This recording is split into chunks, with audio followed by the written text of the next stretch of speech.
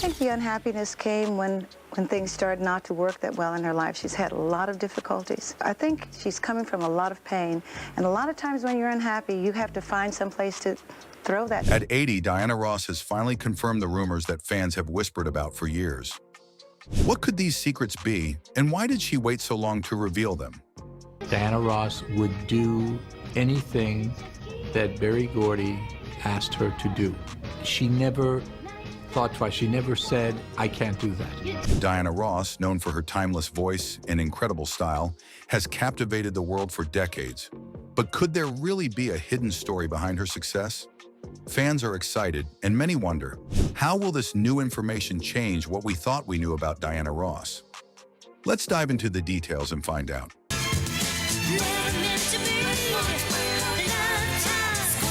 Diana Ross became one of Motown's biggest stars, but her journey was not easy or simple. Born as Diana Ross, she grew up in a big family with 6 siblings. Even as a child, Diana wanted to stand out, and she wasn't afraid to work hard to make her dreams come true. But life had challenges waiting for her, and she faced a lot of heartbreak and scandal on her way to success. There is a certain thing about Diane that has always been the way she is, period, since I knew her at the age of 13. And that would be, she wants everything herself. Growing up in the north end of Detroit, Diana had a fairly typical childhood until a big tragedy changed her life forever. When she was only 7 years old, her mother became very sick with tuberculosis, a serious illness. Diana and her siblings were sent to live with their grandparents in Alabama. Though her mother eventually got better, Diana's life had already been turned upside down. Her family struggled through this time, and it affected them deeply. Well, Diana grew up in Detroit. For a brief period, she was in Alabama, where her mother had TB, and she was relocated there and lived with her aunt. And when she came back, she lived in the Brewster Housing Project. When Diana was 14, her family moved into the Brewster Douglas Housing Projects, a place that didn't have the best reputation. But even in this tough situation, Diana found a glimmer of hope. She wanted a way out of her surroundings, and she soon found it in music. Some of her neighbors, Florence Ballard and Mary Wilson, were putting together a new girl group called the Primettes. They wanted to create a female version of a local boy band called the Primes, but they needed a few more members. That's when they brought in Diana Ross. Florence Ballard, who was leading the group, invited Diana to join. The Primettes started performing all over Detroit, slowly building up a following. As they got more popular, they wanted to take things to the next level and make a real record. Diana came up with a plan. She had an old neighbor and ex-boyfriend, Smokey Robinson, who was signed to a new record label called Motown. Diana convinced him to help get the group an audition. However, Smokey had one condition. He would help them only if he could take the Primettes guitarist and add him to his own band, The Miracles. The group agreed, and Smokey set up a meeting with Motown's founder, Gordy.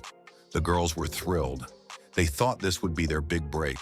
But Gordy took one look at the young girls and told them they were too young to be signed. He said they should come back after finishing high school. Many people would have given up, but not Diana. She and the Primettes started hanging around Motown's recording studio, helping out wherever they could. They would sing backup, clap, or do anything anyone needed in hopes of getting noticed. We were mistaken a lot of the times for Martin Luther King's Freedom Riders because we were black people on a bus seeking food. Finally, Gordy agreed to sign them, but he wanted them to change their name. They picked the Supremes from a list he gave them, and their journey as a recording group officially began. However, success didn't come instantly. Their first few songs didn't take off, and people around Motown started calling them the No-Hit Supremes.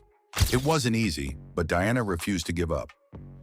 At the company, they were called the No-Hit Supremes because for 2 years they'd struggled.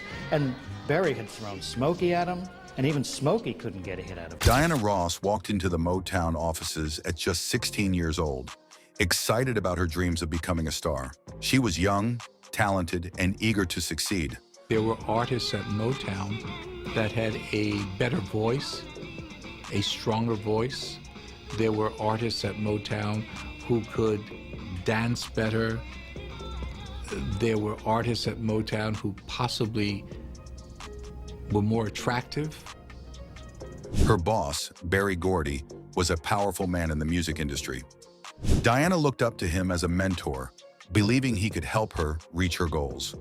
However, their professional relationship soon became complicated. As Diana spent more time with Barry, she developed feelings for him. But there was a big problem. Barry was married. Even though he had a family, Diana didn't let that stop her. She was determined to win his affection.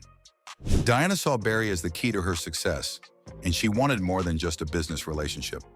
She waited and watched as Barry went through a difficult marriage and had several affairs. Then in 1965, 5 years after they first met, they began a secret love affair that would change everything for Diana.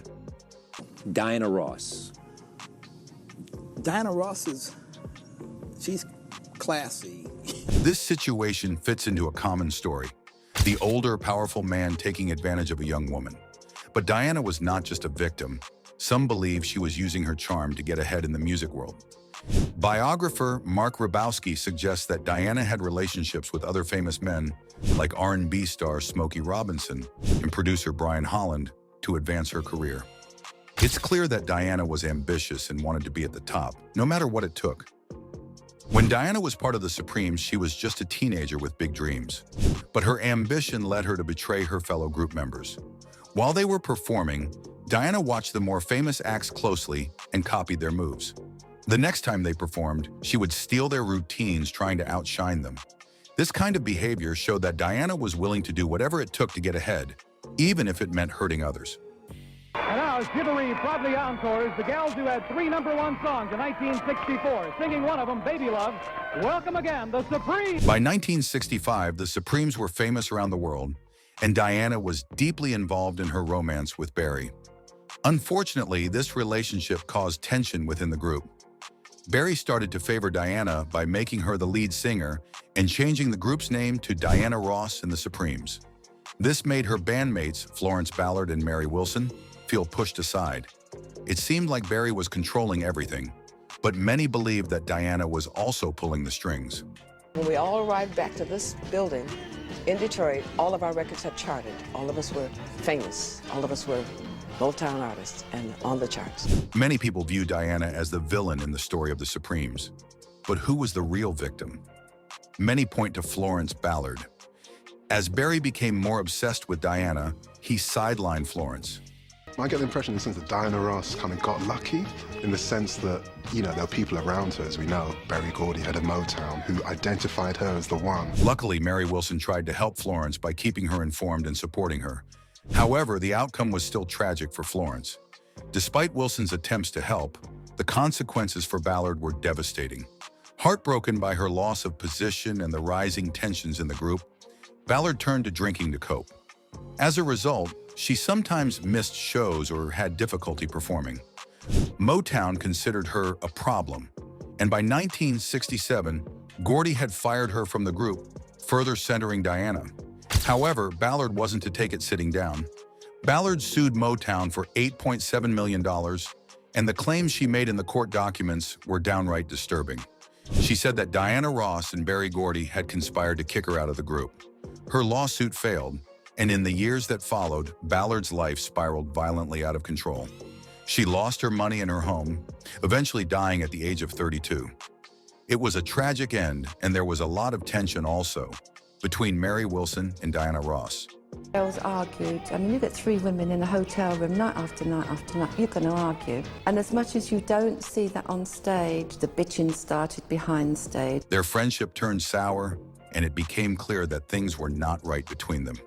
Diana Ross would do anything that Barry Gordy asked her to do. She never thought twice. She never said, I can't do that. On August 5th, 2000, something important happened. Barbara Walters, a famous journalist, got a call from Diana Ross while she was working at ABC News in New York City. Ross wanted to talk about an interview that Mary Wilson had done the night before. In this interview, Wilson expressed her unhappiness and blamed Ross for stopping plans for a reunion tour for the Supremes. During her conversation with Walters, Ross was calm but serious. She said, "It saddens me." She recalled how Wilson had been excited when Ross first suggested a reunion, but now things had changed. Ross felt that no matter what they offered, Wilson would not be happy. She also mentioned Wilson's struggles, like the tragic loss of her son in a car accident in 1994. Ross said, "She's been through a lot of pain. It seems like she's directing it at me." No, I think the unhappiness came when things started not to work that well in her life. She's had a lot of difficulties. I think she's coming from a lot of pain, and a lot of times when you're unhappy, you have to find some place to throw that to. Mary Wilson, who sadly passed away in 2021, seemed very upset in her interview. She claimed that Ross had made a deal for a reunion tour where Ross would earn between $15 to $20 million, while Wilson would only get about $2 million, maybe $3 million. Wilson said Cindy Bird's song, the other surviving member of the Supremes, would earn even less. She remarked, "There's something about Diana. She wants everything for herself." Diane and I should have been there together, said, I'm ready to do this, you're ready to do it, let's do it. Why didn't it happen that way? She did not want to talk first. She wanted to do the business first. In her book, Dream Girl, My Life as a Supreme, Wilson shared her feelings about Ross. She described Ross as very ambitious and wanting to be the star. Wilson claimed that when the Supremes became famous, Ross tried to make herself look more important than the others. She often changed her outfit before going on stage to stand out and would place herself in front during TV appearances. Wilson also talked about Ross's relationship with Berry Gordy, the founder of Motown, who renamed the group Diana Ross and the Supremes. Wilson said Ross always wanted to be the center of attention.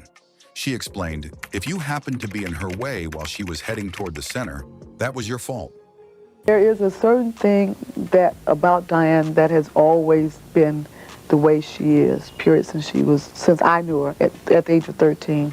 And that would be, she wants everything herself. Despite their issues, Wilson believed Ross had deep insecurities. She felt that Ross's confident attitude was just a cover for her feelings of inadequacy. Wilson said, "Deep down, she believed she wasn't as pretty as the other girls. Ross wanted attention so badly that it sometimes made her seem cruel." Things got worse when Ross reportedly tried to flirt with Wilson's boyfriend. Wilson claimed this behavior made it hard to overlook Ross's actions. She wrote, "Diana had a tendency to covet anything that belonged to anyone else."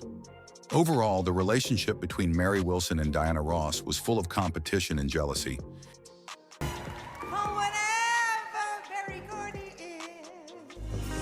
Diana Ross and Berry Gordy were a secret couple and kept everything hidden. By 1971, Diana married another man, her manager, Robert Ellis Silberstein. During her marriage to Silberstein, Diana kept working with Berry in Motown. She was busy building her music and film career, and Berry helped her with that. In fact, they both worked on the film Lady Sings the Blues, where Diana played Billie Holiday. While preparing for this role, she learned she was pregnant with her first child, Rhonda. Although Diana was married to Silberstein, they both knew that Rhonda's real father was Berry. But instead of telling Rhonda the truth, Silberstein raised Rhonda as his daughter. They decided to keep Rhonda's true paternity a secret. Reach out and touch somebody's hand, make it full. Growing up, Rhonda believed Berry Gordy was her uncle, not her father. She referred to him this way for years. In an interview with the New York Post, Rhonda shared that she felt something was different. As she grew older, she noticed that she didn't look like her siblings, who were Silberstein's biological children. We were home. We had a very traditional upbringing in that way. Yeah. She would travel, and my grandmother, her mother, would take care of us until she passed when I was about 13. Rhonda had a strong resemblance to Berry, and she couldn't ignore that. She said, "I look just like Gordy, and my sisters look just like their father," meaning Silberstein, who was a tall Jewish man. So even before her parents told her, Rhonda had a feeling about her real father. When Rhonda turned 13, Diana and Silberstein finally told her the truth about her biological father. Rhonda was relieved. The truth explained a lot for her, and she didn't feel angry or hurt. Instead, she felt closer to both her mother and Berry Gordy. Over time, Rhonda grew closer to her entire family, including Silberstein, even after he and Diana divorced in 1977. Today, Rhonda looks back and appreciates how her mother raised her and her 4 siblings. Diana was very dedicated to her children, making sure she was present for them even though she had a busy career. Rhonda said they weren't raised by nannies and their mom would fly back and forth from her concerts just to be there for school mornings. Diana and Barry became grandparents when Rhonda had a son named Raif Enoch Emmanuel Kendrick. Diana Ross has always fascinated people, especially when it comes to her personal life. She has been connected to a few big names over the years, and rumors about her romantic life have been a favorite topic for many. Two of the most talked about relationships were with rock star Gene Simmons and pop legend Michael Jackson. Diana Ross dated Gene Simmons, the famous bassist and co-lead singer of the rock band Kiss. Diana had actually met Gene Simmons through her close friend Cher, who, had been Gene's girlfriend. Cher and Gene had been living together, and Cher suggested that he call up Diana, who she called her best friend, for Christmas gift suggestions. It seemed like an innocent suggestion, but when the two went shopping together, sparks flew. Before long, Diana and Gene's feelings took over, and Gene ended up breaking Cher's heart. The betrayal forever damaged the friendship between Diana and Cher. It was a truly messy situation. Regardless, Gene and Diana ended up dating for 3 years before parting ways in 1983. He moved on quickly, but so did she.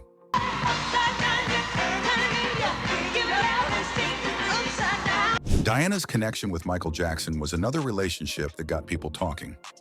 Diana first met Michael when he was only 10 years old, performing with his brothers as the Jackson 5. She was a big star with Motown Records, and she wanted to help the Jackson 5 make it big. Diana became a mentor to Michael, guiding him through his early years in the music industry. For Michael, this relationship was more than just a friendship. He had a big crush on Diana when he was a young boy, which only grew stronger as he got older.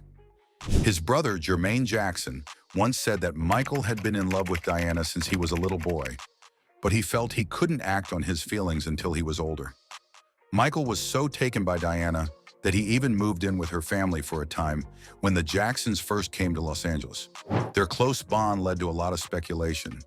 People wondered if their relationship was more than just friendship, especially when they appeared together in the movie The Wiz in 1977. Diana played Dorothy, and she reportedly pushed for Michael to play the Scarecrow. Some people thought that Diana's close friendship with Michael helped him get the role. During filming, they would often hang out together, going to nightclubs like the famous Studio 54 in New York. Their friendship seemed special and deep, and it left people wondering if there was something romantic going on. I took a special interest in him, and we were very close. Michael Jackson and Diana Ross had a relationship that confused many people. When someone asked Michael if something had happened between them, he said, "You'd have to ask her that." When the same question was asked to Diana, she said, "You need to ask Michael." This back and forth made it hard to understand what was really going on between them. Michael's mother, Katherine Jackson, once mentioned that her son admired Diana so much that he would tease his sisters, saying they weren't pretty enough until they looked like Diana. There was an event where Michael Jackson had a photo session with Diana Ross. The photographer was named Todd Gray. After taking the pictures, Michael asked for 2 large prints of every single picture, which meant 144 prints in total. Todd was surprised, but Michael calmly explained he wanted 1 set for himself and 1 for Diana. He called it magic. Jackson's feelings for Diana Ross were deep and serious. He even created a shrine in his home with pictures and keepsakes dedicated to her. In one interview, someone asked Diana how she felt about Michael changing his face to look like her. She said she didn't believe he did it for her. She says there's no turning back. She got me Diana Ross was not romantically interested in Michael. She tried to let him down gently. At the 1981 Oscars, Diana called Michael her son, and they both laughed. Despite these hints, Michael thought they were in a relationship and hoped they would be together someday. Michael was heartbroken when Diana married her second husband, Arna Ness Jr. Michael was supposed to attend the wedding but canceled at the last minute. However, it was hard for him because he had to act like he was excited, even though he didn't know the man she was marrying. He wanted Diana to be happy, but he admitted that he felt a bit hurt and jealous. As the years went by, Michael and Diana saw each other less and less. Diana focused on her family, while Michael was busy promoting his music and touring around the world. When Michael died in 2009, Diana Ross was surprisingly mentioned in his will. He stated that if his mother could not take care of his children, he wanted Diana to take over. This showed how much he trusted and respected her, honoring their lifelong friendship and the special bond they shared. Their relationship was complicated. Michael Jackson's love for Diana Ross was strong and enduring, but Diana saw him more as a close friend or a son. Thank you. Come on, Josh. You turn around, Miss Ross. Miss Ross, you just turn. Miss Ross, you just turn. Diana was vacillating between intense professional highs and lows. Unfortunately, the abrupt end to her marriage proved to be too much for her. Things quickly spiraled even further out of control. Her friends and family began to realize that Diana was relying much more on alcohol than she should. Eventually, she admitted herself to a 30-day rehab program in May of 2002, but it would take more than that to right the ship. 3 weeks later, Diana left her rehab program prematurely in order to jump back into a scheduled run of tour dates. It was a serious mistake. While the ticket sales for this tour were much better than the failed Supremes reunion, Diana was struggling. In August, she went for another brief stint in rehab before leaving again, and then it all came to a disturbing head. In December of 2002, Tucson police pulled over Diana Ross after they found her driving the wrong way down a one-way street. When they performed a sobriety test, they were shocked by what they found.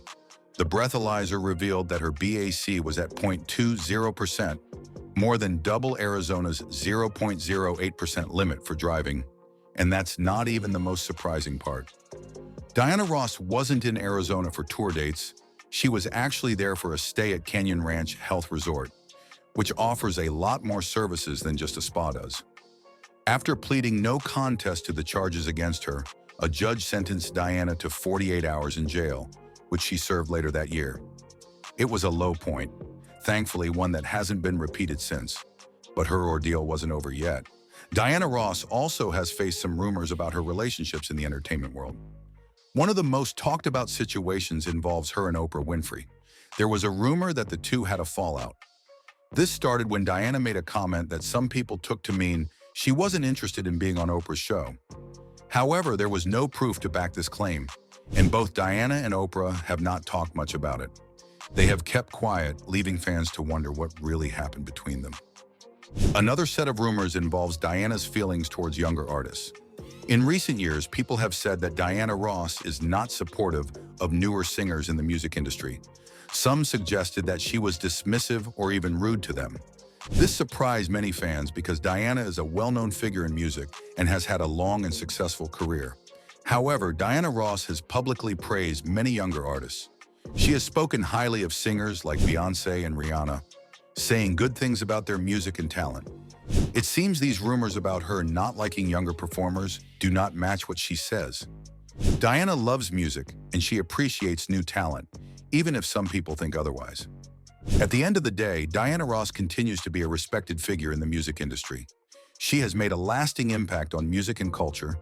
Her songs continue to uplift and entertain people, and her story shows that dreams can come true with hard work and passion. Diana Ross will always be remembered as a legend, and her influence will be felt for many years to come.